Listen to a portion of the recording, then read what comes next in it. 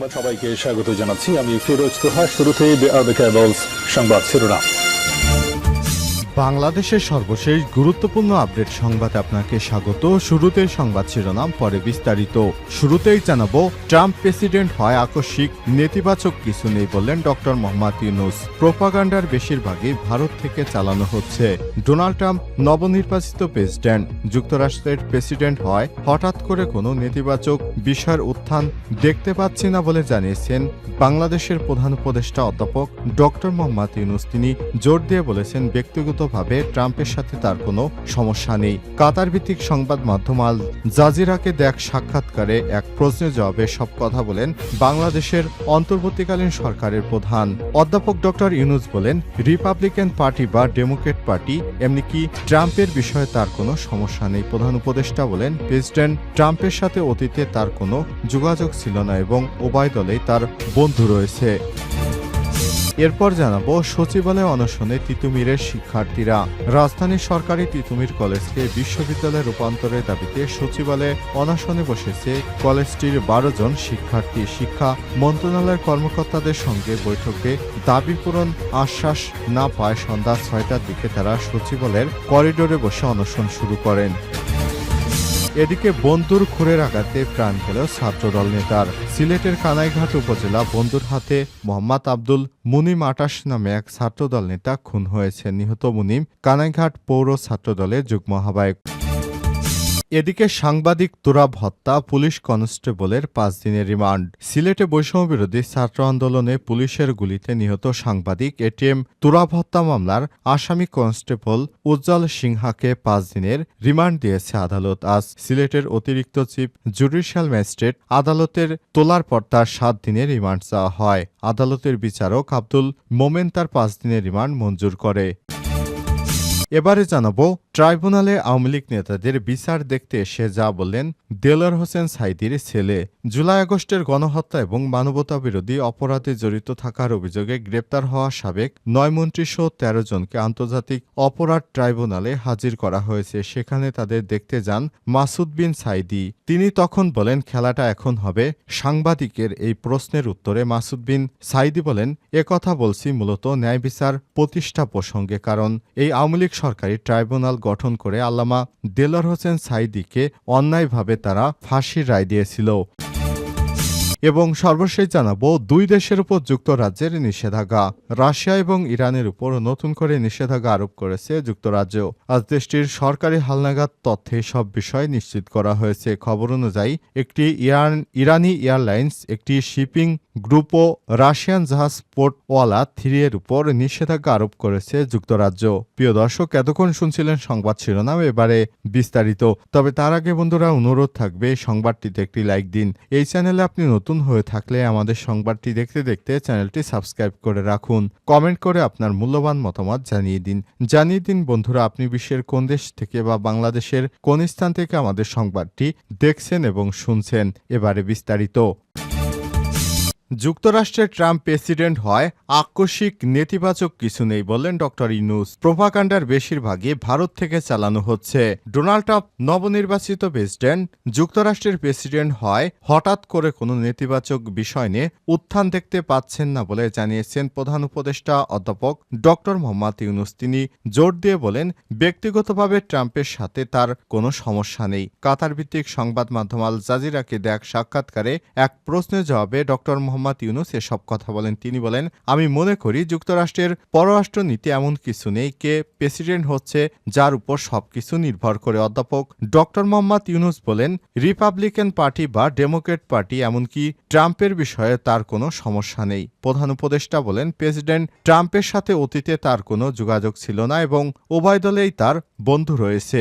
অভিষেক অনুষ্ঠানের মাধ্যমে আনুষ্ঠানিকভাবে যুক্তরাষ্ট্রের 47তম প্রেসিডেন্ট হিসেবে শপথ নেবেন ডোনাল্ড ট্রাম্প। 2025 সালের 20 জানুয়ারি ডোনাল্ড ট্রাম্প হোয়াইট হাউসে পা রাখবেন। তার আগ পর্যন্ত প্রেসিডেন্ট জো বাইডেন শীর্ষ পদে বহাল থাকবেন। এর আগে 2017 সাল থেকে 2021 সাল পর্যন্ত প্রেসিডেন্ট হিসেবে দায়িত্ব পালন করার পর দ্বিতীয়বারের মতো দায়িত্ব নিতে যাচ্ছেন ডোনাল্ড ট্রাম্প। মার্কিন নির্বাচনের আগে ট্রাম্প হিন্দু, খ্রিস্টান ও অন্যান্য সংখ্যালঘুদের বিরুদ্ধে বর্বরোচিত সহিংসতার নিন্দা জানান, যারা বাংলাদেশের বিক্ষুব্ধ জনতা দ্বারা আক্রান্ত এবং লুটপাটের শিকার হচ্ছে। এই টুইটে ট্রাম্প লেখেন, আমার নজরদারিতে একটা কখনোই ঘটত না। কমলা এবং জো বিশ্বজুড়ে এবং আমেরিকা হিন্দুদের উপেক্ষা করেছে। ইসরায়েল থেকে ইউক্রেন পর্যন্ত আমাদের নিজস্ব দক্ষিণ সীমান্ত পর্যন্ত একটি বিপর্যয় হয়েছে। তবে আমরা আমেরিকাকে আরও শক্তিশালী করব এবং শক্তির মাধ্যমে স্বস্তি ফিরে আনব।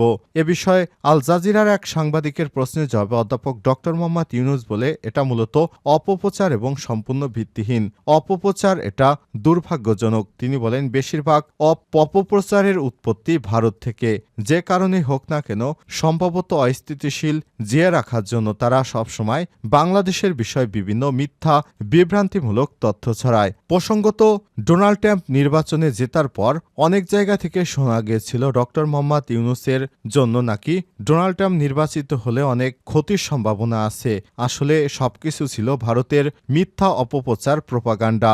এগুলোর বিরুদ্ধে দেশবাসীকে সোচ্চার হওয়ার জন্য আহ্বান জানানো হয়েছে। তিনি বলেন, এ ধরনের মিথ্যা অপপ্রচার ছড়িয়ে কোনো লাভ নেই। আওয়ামী লীগ একটি ফ্যাসিস্ট রাজনৈতিক দল, তারা বাংলাদেশের মাটিতে স্থান পাবে না। আর যুক্তরাষ্ট্র তো থাক দূরের কথা, আমার সাথে যুক্তরাষ্ট্রের সব ধরনের রিপাবলিকান এবং ডেমোক্র্যাট দলের আমার বন্ধু প্রতিনিধি রয়েছে। সুতরাং আমার সাথে ট্রাম্পের কোনো অতীতে কোনো সম্পর্ক খারাপ হয়নি, ভবিষ্যতেও কোনো সম্পর্ক খারাপ হওয়ার সম্ভাবনা নেই। তিনি দেশবাসীকে বিষয়টি আশ্বস্ত করেছেন। সচিবালয় অনশনে তিতুমির শিক্ষার্থীরা। রাজধানীর সরকারি তিতুমির কলেজকে বিশ্ববিদ্যালয়ে রূপান্তরের দাবিতে সচিবালয়ে অনশনে বসেছে কলেজটির ১২ জন শিক্ষার্থী। শিক্ষা মন্ত্রণালয়ের কর্মকর্তাদের সঙ্গে বৈঠকে দাবি পূরণের আশ্বাস না পায় সন্ধ্যা ৬টার দিকে তারা সচিবালয়ের করিডোরে বসে অনশন শুরু করেন। এছাড়াও একই সময় সরকারি তিতুমির কলেজের প্রধান ফটকের সামনে সড়ক অবরোধ করে ফের বিক্ষোভ শুরু করে শিক্ষার্থীরা। রাত ৭:৩০টায় প্রতিবেদন লেখা পর্যন্ত সেখানে বিক্ষোভ চলছিল। সচিবালয়ে অনশনে যা ১২ জন শিক্ষার্থী হলেন মেহেদী হাসান মাল, মাহমুদুল হাসান, জাহাঙ্গীর সানি, আমিনুল, নুরুদ্দিন জিসান, কাউসার আহমেদ, মোশারেফ হোসেন তোহা, নূর মোহাম্মদ, হাবিবুল্লাহ রনি, আব্দুল হামিদ এবং নীরব হোসেন। জানা গেছে, সরকারি তিতুমির কলেজ বিশ্ববিদ্যালয়ে রূপান্তরের কমিশন গঠনের দাবি গত ২ মাসে একাধিকবার সড়ক অবরোধ করে বিক্ষোভ করেন শিক্ষার্থীরা। এর আগে গত ২৪ অক্টোবর একই দাবিতে সড়ক অবরোধ করেন তারা। তাদের আন্দোলনে রাজধানী জুড়ে যানজটের সৃষ্টি হয়। এতে চরম ভোগান্তিতে পড়ে সাধারণ মানুষ। তারা সরকারকে দ্রুত এই সমস্যা সমাধানের তাগিদ দিয়েছেন। বন্দুর খুরের আঘাতে প্রাণ গেল ছাত্রদল নেতার। সিলেটের কানাইঘাট উপজেলা বন্দুরহাটে মোহাম্মদ আব্দুল মুনিম ২৮ নামে এক ছাত্রদল নেতা খুন হয়েছেন। নিহত মুনিম কানাইঘাট পৌর ছাত্রদলের যুগ্ম আহ্বায়ক। সোমবার ১৮ নভেম্বর বিকেল ৪:৩০টার দিকে পৌর সদরে পয়েন্টে আলামিন ফার্মেসির সামনেই ঘটনা ঘটে। স্থানীয়রা জানায়, অভিযুক্ত রাজু ছাত্রদলের রাজনীতির সঙ্গে জড়িত বলে জানা গেছে। মুনিম এবং রাজুর মধ্যে বন্ধুত্ব ছিল।